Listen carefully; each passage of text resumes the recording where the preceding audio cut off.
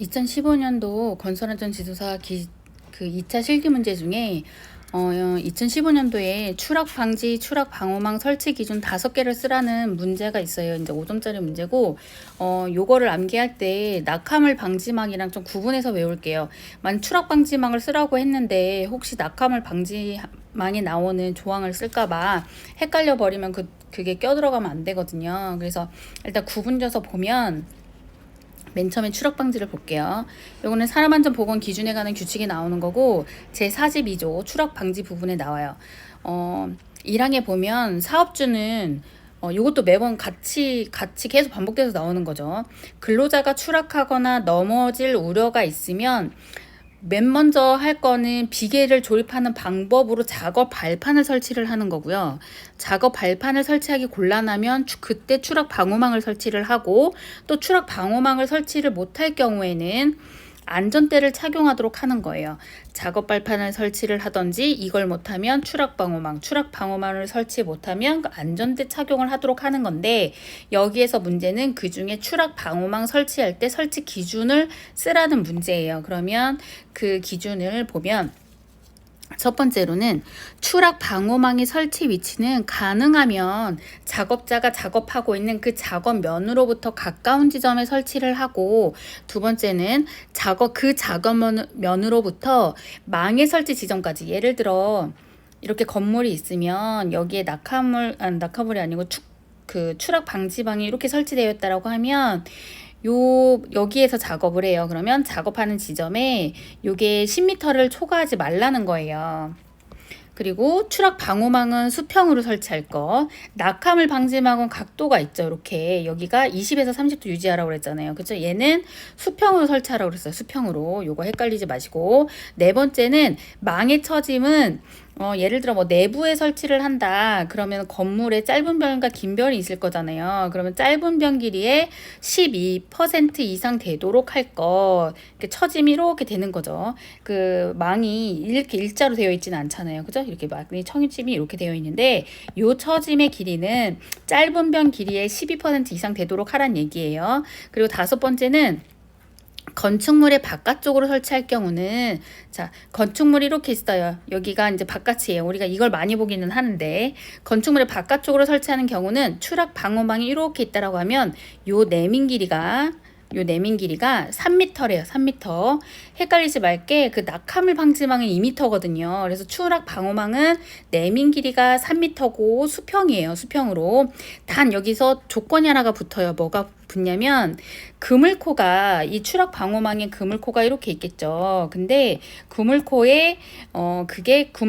20mm 이하면, 직경 이렇게 20mm 이하면 추락 방어망을 사용하는 경우에 그냥 낙하물 방지망을 설치한 것으로도 본다, 이 말인 거예요. 그러니까 추락 방어망인데 이렇게 수평으로 설치를 했는데 이 그물코가 20mm 이하면, 그물코의 사이즈가 20mm 이하면 그냥 낙하물 방지망으로 설치한 것으로 본다, 요거예요. 그럼 다시 보면, 첫 번째로 추락 방호망의 설치 위치는 가능하면 작업면으로부터 가까운 지점에 설치하고, 두 번째 작업면으로부터 망의 설치 지점까지 수직거리는 10m를 초과하지 않아야 할 것. 낙하물 방지망도 똑같아요. 10m는. 그러면 추락 방호망은 수평으로 설치할 것. 네 번째, 망의 처짐은 짧은 변 길이의 12% 이상이 되도록 할 것. 다섯 번째는 건축물 등의 바깥쪽으로 설치하는 경우 추락 방호망의 내민 길이는 벽면으로부터 3m 이상이 되도록 할 것. 그리고 다만 그물코가 20mm 이하인 추락 방호망을 설치를 했으면 낙하물 방지망을 설치한 것으로 본다. 그럼 요거와 함께 낙하물 방지망을 다시 볼게요. 얘는 14조 앞부분에 나와요.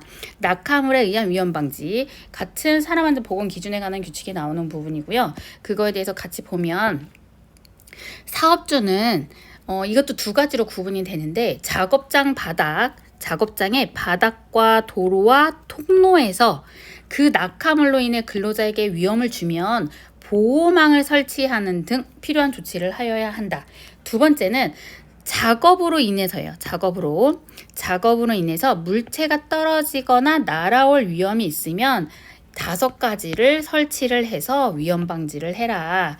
그럼 요 5가지는 사실 문제 내기 편하긴 할 것 같아요. 5점짜리로. 그럼 낙하물 방지망, 수직보호망, 방호 선반의 설치, 출입 금지 구역의 설정, 보호구의 착용 이렇게 있어요.